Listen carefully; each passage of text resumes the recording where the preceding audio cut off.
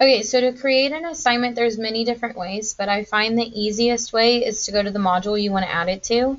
So if you go to this plus sign, you'll add an assignment, and then usually you'll click new assignment because you're creating this. So for example, I could do this as social studies, individual people example. And if it's an assignment due for a grade, I usually always put when it's due. One, that tells you it's an assignment, and two, it's helpful. So your assignment is going to be due Friday, December 11th. Okay, and then let's go back. I'll go back here and spell this right. Nope, that's not it at all. Okay, so, and then you're going to add item. It always adds it at the bottom, which for social studies is fine. So you're going to click on that assignment and click edit. Now, in this big piece, you can put your directions of what you want them to do.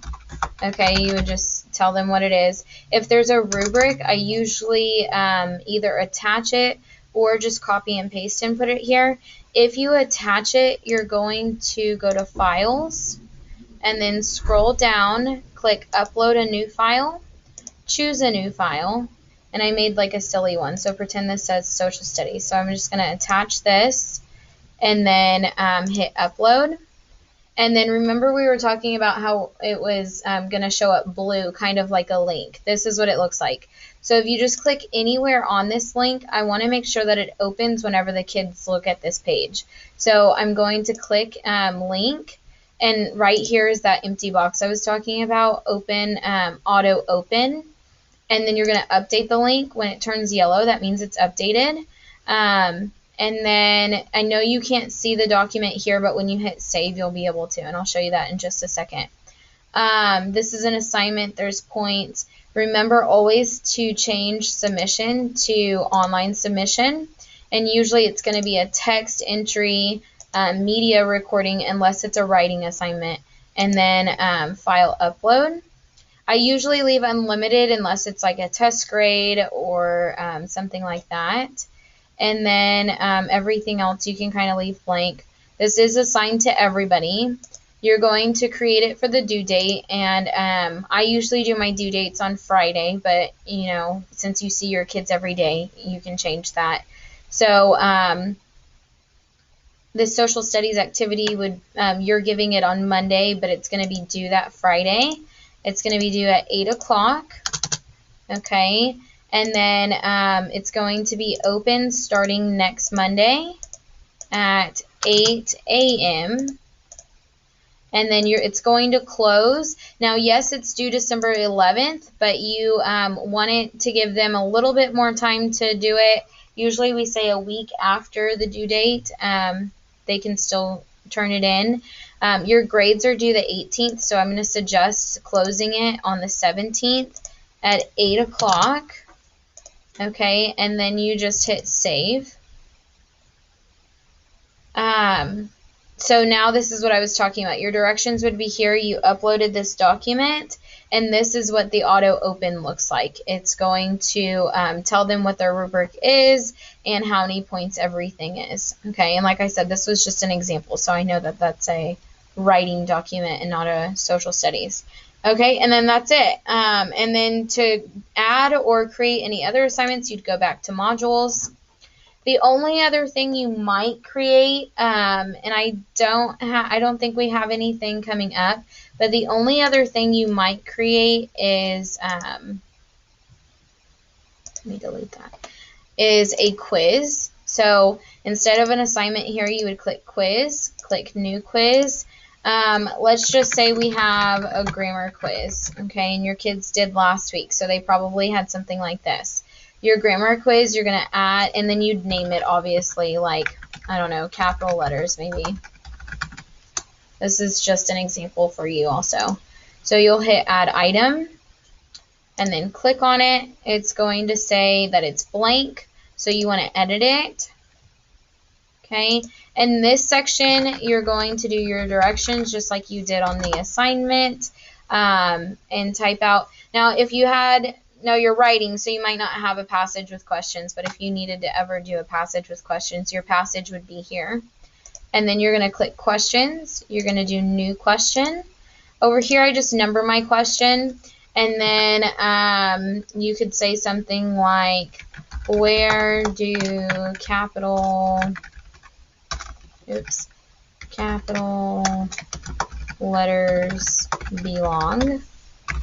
Okay, if that was an example. Now this is going to be a multiple choice question, so I have 4 different answer choices. If you're doing true or false, you can get rid of these 2 and type true or false. Obviously, this question needs probably at least 3 answer choices, so it'd be, you know, beginning of the sentence, name of people, places, or things. And then that would be your correct answer. You could say names only, which is not the correct answer. But if it was the correct answer, you can move your correct answer to whatever box you want it to be. And then always hit update question when you're done, because that'll save it. Because if you notice, it'll let you continue, hit new question, but I learned the hard way that if you don't hit update question, then it doesn't save any of these. So if you go somewhere, then all of these blank questions that you've worked so hard on will disappear. Okay, so at the end of the day, just make sure you update all of your questions, and then you'll save, and you can preview it, and this is what it would look like. You know, it would have, you know, your first question, and then they can answer it. It does time them on the side. It's okay.